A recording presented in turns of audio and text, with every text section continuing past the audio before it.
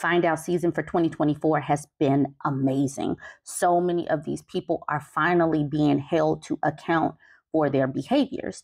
This just broke about an hour ago. This one is particularly out of the BBC, but multiple news outlets are reporting on this. Breaking news: Ex-Abercrombie CEO arrested on ex-trafficking charges. The former CEO of Abercrombie and Fitch and his partner have been arrested and charged with running a prostitution and international ex-trafficking business.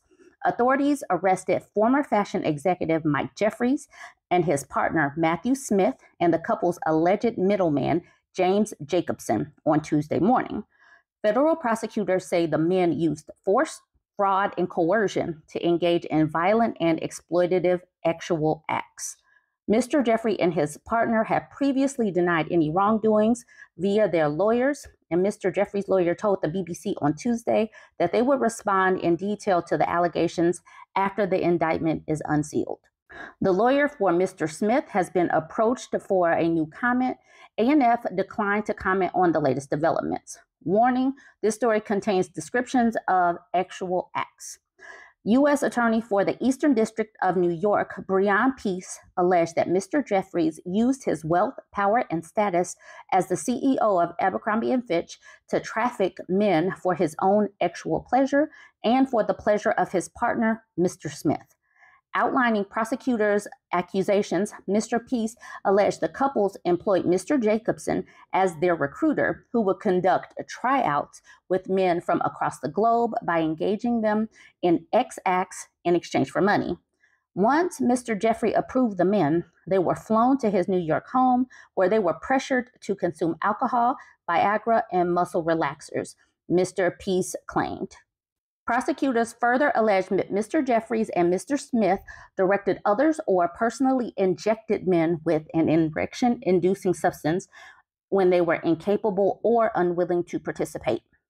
The ex-CEO spent millions of dollars on a massive infrastructure to support this operation and maintain its secrecy, prosecutors said, which included international travel, hotel stays, paid staff, and security for the events. Prosecutors said there were 15 victims mentioned in the indictment, but alleged that the operation encompassed dozens and dozens of men. The FBI opened an investigation last year after the BBC revealed that Mr. Jeffries and his partner actually exploited and abused men at events they hosted in their New York residences and hotels around the world.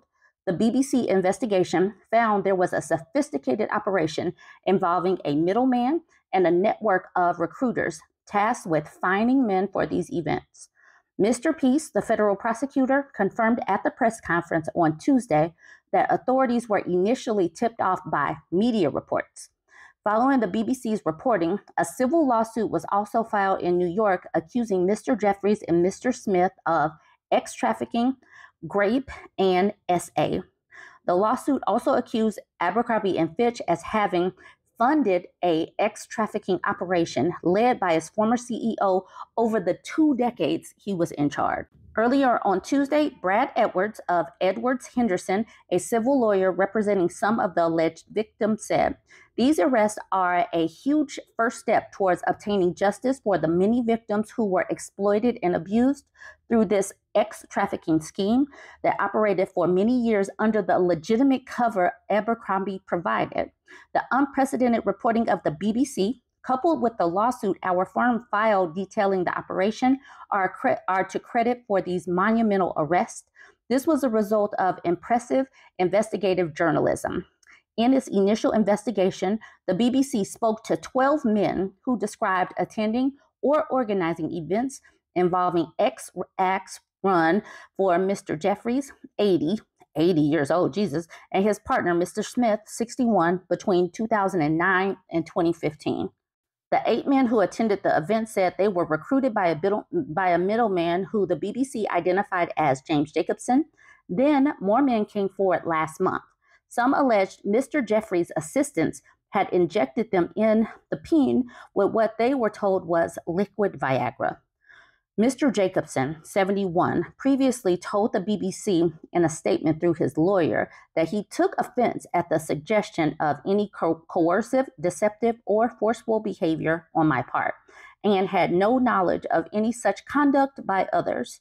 The BBC also interviewed dozens of other sources, including former household staff. Some of the men the BBC spoke to said they were misled about the nature of the events or not told X was involved. Others said they understood the events would be actual, but not exactly what was expected of them. All were paid. Several told the BBC the middleman or other recruiters raised the possibility of modeling opportunities with A&F.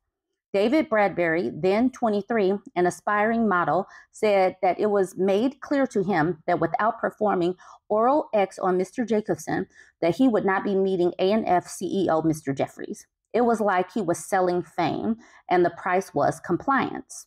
Mr. Bradbury said he later attended a party at Mr. Jeffries' mansion in the Hamptons in Long Island, where he met Mr. Jeffries and had X with him. He said the secluded location and the presence of Mr. Jeffries' personal staff dressed in A&F uniforms supervising the events meant he didn't feel safe to say no, or I don't feel comfortable with this. After the initial BBC investigation was published last year, A&F announced it was opening an independent investigation into the allegations raised. When we recently asked when this report will be completed and if the findings will be made public, the company declined to answer. Like Mr. Jeffries and Mr. Smith, the brand has been trying to get the civil lawsuit against it dismissed, arguing that it had no knowledge of the supposed ex-trafficking venture led by its former CEO, which it has been accused of having funded. Earlier this year, the U.S. court ruled that A&F must cover the cost of Mr. Jeffries' legal defense as he continues to fight the civil allegations of ex-trafficking and rape. The judge ruled the allegations were tied to his corporate role after he sued the brand for refusing to pay his legal fees. The brand said it did not comment on legal matters. However, in its defense submitted to the court, A&F said its current leadership team was previously unaware of the allegations until the BBC contacted it, adding the company abhors sexual abuse and condemns the alleged conduct by Mr. Jeffries and others. In 2014, Mr. Jeffries stepped down as CEO following declining sales and left with a retirement package valued at around $25 million, according to the company's filings at the time. Once one of America's highest paid CEOs, he was a controversial figure who faced claims of discrimination against staff, concerns about his lavish expenses, and complaints about the unofficial influence of his life partner, Matthew Smith, inside of A&F. This year has been explosive. A lot of skeletons are tumbling out of closets and people are finally being held accountable.